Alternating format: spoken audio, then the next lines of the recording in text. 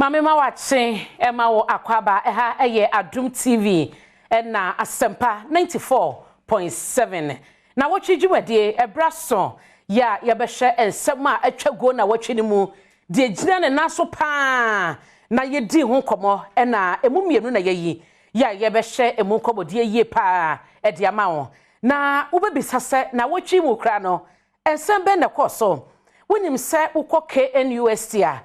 ene yesi kase katanga ena kontifo e de boani ne nansa ehun komodi eba no edroso bebre no a na ene ye bedin komo na ya hye se de ekoso ema ye emrante kwa ye wo mawofo de omako eso nkogini mudie ebekọ wi akire atutrasem ye payabo ye de kontiba ebri mu krofo ye sese nioma posifo kra wo honom no ebuani ni die esuro ebi ni ho ma wo mo ntie ye de ye pe eyade e wose omuka bibise amamre eye traditional e wo wose o konti de saa o katanga de saa eyade e wose esososo ana ebroso wose sa hosi ene wo munwumadie no epegifo atwesensen wo mutwebukra ensese ben na e wose egu akwanso e ma pepepe ye eye adwuma ye bedin komo e wonsem wemu e de ama wo eno chinso no free senior high school ya omampani otiso de ba ye 2017 abesum Ghana e madodo ananka wofo nya sikampo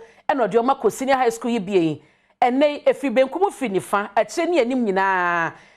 osubo no e ba aban no so se onsakremu esanse babia ne omekeka kɔ no anhwe yi a na agu oman no amoman na bofom titiw e woni sikasem entotoye na course na eba no ye bisa so mampani obegogo ne ho na watie eden sakrae no ayadwuma na ensempom mienu na ene ye bedi mu nkobo e wona watwe dwumadie so e de ama wo ye ni mpanyefo besi nkonwa na ya hye omo so adwenkire se bredru ye wose sansakrae no aban no ede ye adwuma na edin amagye so ene abena poko a ahwene wo beka me ho e wasempa 94.7 ena babia metie ye yi Adom TV na ye disa enkomo no ye ntwa ho mrae na ye fanketan odie no enhyase